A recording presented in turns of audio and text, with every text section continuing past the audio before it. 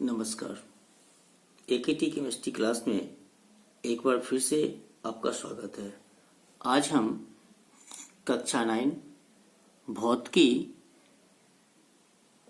Video number 1 का पहला chapter मापन दैट मीन्स मेजरमेंट के बारे में चर्चा करेंगे। परिचय, सबसे पहला हम परिचय देखेंगे। परिचय में हमें ये पढ़ना है कि असल में ये भौतिकी होता क्या है या भौतिक विज्ञान क्या होता है या विज्ञान क्या होता है। हमने आधुनिक युग ही विज्ञान का युग माना गया है। जैसे computer, TV, video, mobile, internet इत्यादि कई ऐसे साधन हैं जो विज्ञान का ही देन होता है।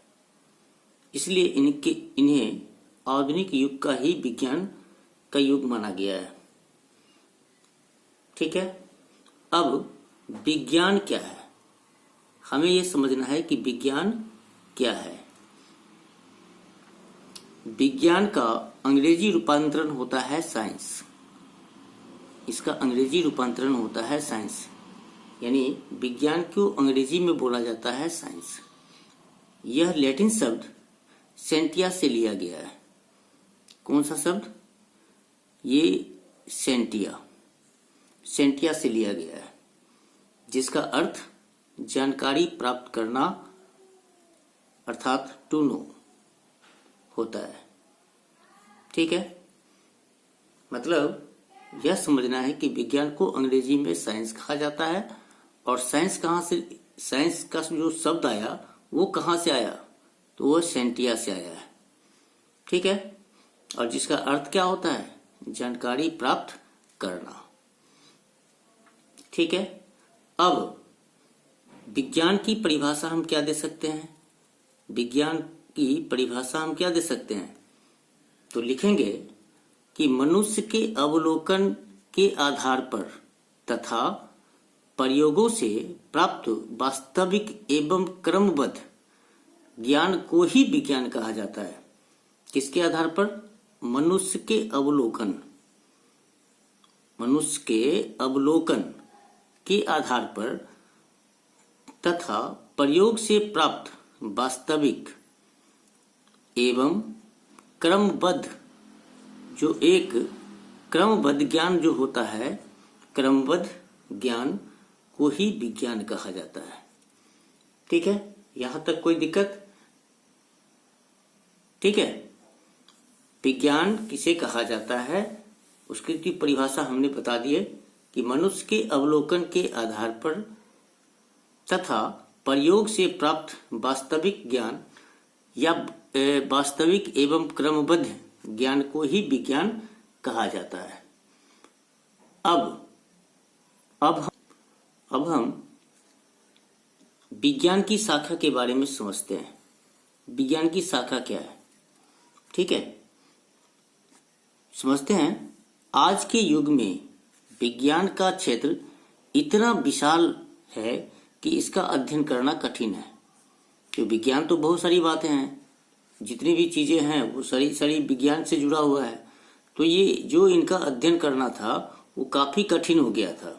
इसलिए वैज्ञानिकों ने सुविधा के लिए, मतलब किसकी सुविधा के लिए? अपनी सुविधा के लिए, तो लिख सकते हैं कि सुविधा के दृष्टिकोण से इन्हें कई भागों में बांटा गया है या कई भागों में बांट दिया गया है, अर्थात इनकी कई शाखाएं हैं।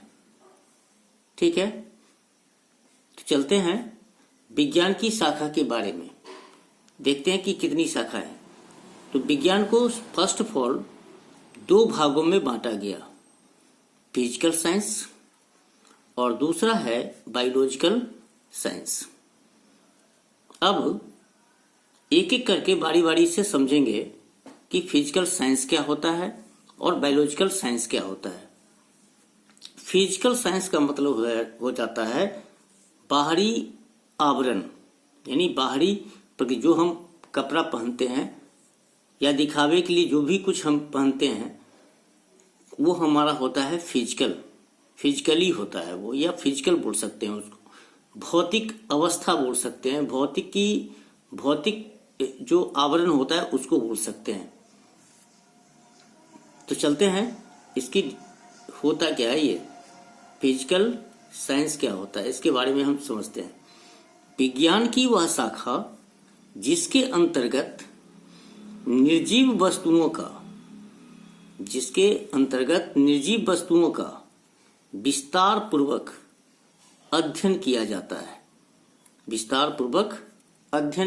है।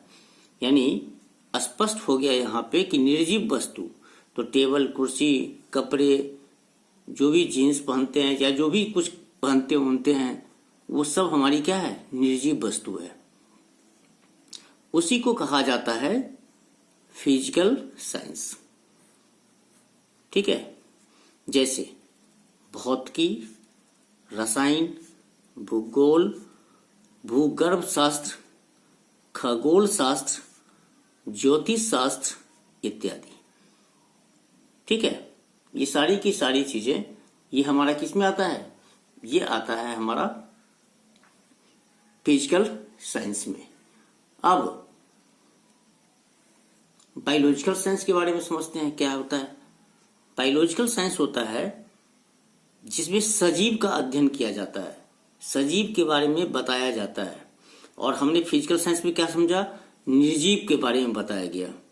यानी जो होता है हमारा ये फिजिकल साइंस जो होता है सिर्फ निर्जीव वस्तुओं के बारे में अध्ययन कराता है, निर्जीव वस्तुओं के बारे में या निर्जीव वस्तुओं के संबंध में या बारे में अध्ययन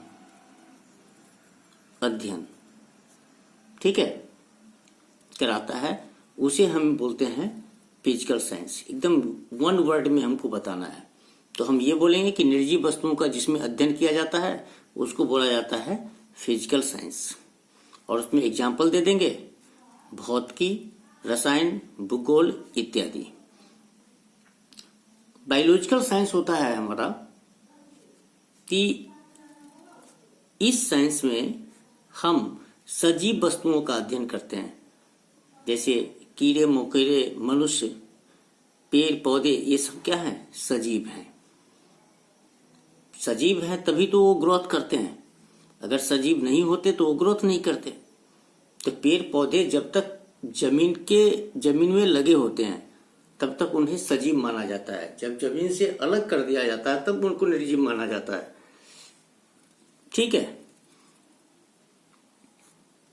अब विज्ञान की वह शाखा, यानी बायोलॉजिकल साइंस के बारे में हम बताने जा रहे हैं। विज्ञान की वह शाखा, ठीक है, जिसके अंतर्गत सजीव वस्तुओं का विस्तार पूर्वक अध्ययन किया जाता है, विस्तार पूर्वक अध्ययन किया जाता है, ये हमारा कहलाता है बायोलॉजिकल साइंस। जैसे वनस्पति शास्त्र, प्राणी शास्त्र, मानव शास्त्र, ये सब हो गया हमारा बायोलॉजिकल साइंस। ठीक है, अब हमें भौतिकी के बारे में जानना है कि भौतिकी में हम क्या सीखते हैं, कि भौतिकी कहा किसको जाता है। अब हम भौतिकी के विषय में हम समझते हैं कि भौतिकी होता क्या है। देखिए, भौतिकी होता क्या है, ये एक फिजिकल साइंस का ही एक भाग होता है या खंड होता है या पार्ट होता है। ठीक है, भाग को अंग्रेजी में क्या बोलते हैं, पार्ट बोलते हैं, खंड को भी हम पार्ट ही बोलते हैं। तो भौतिकी को प्रकृति विज्ञान भी कहा गया है, यानी प्राकृतिक विज्ञान को बोला जाता है नेचुरल साइंस। ठीक है, एकदम एक एक लाइन को हम बारीकी से समझा रहे हैं और समझिए, तभी आप विज्ञान के बारे में आप समझ सकते हैं। ठीक है, तो क्या कहा गया, भौतिकी के बारे में क्या बोला गया, भौतिकी के बारे में बोला गया कि भौतिकी फिजिकल साइंस का ही एक भाग है। भौतिकी को प्राकृतिक विज्ञान यानी नेचुरल साइंस भी कहा जाता है। ठीक है, अब इनके विषय में दो मुख्य पॉइंट है, वो हम समझते हैं। फिजिकल साइंस या फिजिक्स एक ग्रीक शब्द फ्यूसिस से लिया गया है। ध्यान से समझिएगा, ये जो फिजिक्स है कहां से लिया गया? फ्यूसिस से लिया गया है। फ्यूसिस पढ़ना है क्या? फ्यूसिस से लिया गया है। और इसका अर्थ क्या होता है? इसका अर्थ होता है प्रकृति यानी नेचर। ठीक है, अब दूसरी मेन पॉइंट क्या है कि भौतिकी मूल रूप से यह संस्कृत वर्ड है या संस्कृत शब्द है। ठीक है, जिसका अर्थ क्या होता है? भौतिक संसार। ठीक है, इसका अर्थ क्या हुआ? भौतिक संसार। अब इसी के आधार पर हम भौतिकी को परिभाषित कर सकते हैं, अर्थात इसको परिभाषा अगर बनाना हो तो हम किस प्रकार से परिभाषा दे सकते हैं? तो लिखेंगे प्रकृति एवं प्रकृति में घटने वाली, ठीक है, प्रकृति एवं प्रकृति में घटने वाली विभिन्न प्राकृतिक घटनाओं का अध्ययन विज्ञान की जिस शाखा में की जाती है उसे भौतिकी कहा जाता है। उसे क्या बोला जाता है? भौतिकी कहा जाता है। ठीक है, यहां तक आपको, चूंकि ये डिफिनीशन बहुत ज्यादा था इसलिए हमने इसको वीडियो 1 का नाम दिया है, और इसको आप अपनी अच्छी सी नोट्स बना सकते हैं और कॉपी में लिख करके आप इसको बार बार इस परिभाषा को याद भी करना है और इसे समझना भी है। हम अगले वीडियो में आपको समझाएंगे कि विज्ञान से भौतिकी का संबंध क्या है। ठीक है, विज्ञान से अगले वीडियो में, वीडियो जो 2 बनेगा उसमें आपको हम समझाएंगे कि विज्ञान से भौतिकी का संबंध क्या है, मतलब physics in the relations to other sciences, इसके बारे में हम आपको बताएंगे। आशा करते हैं कि यह जो मेरा फर्स्ट वीडियो है क्लास 9th के लिए, जो आपको समझने में आसानी होगी और इसको समझ सके होंगे। तब तक के लिए हमें आज्ञा दे। धन्यवाद।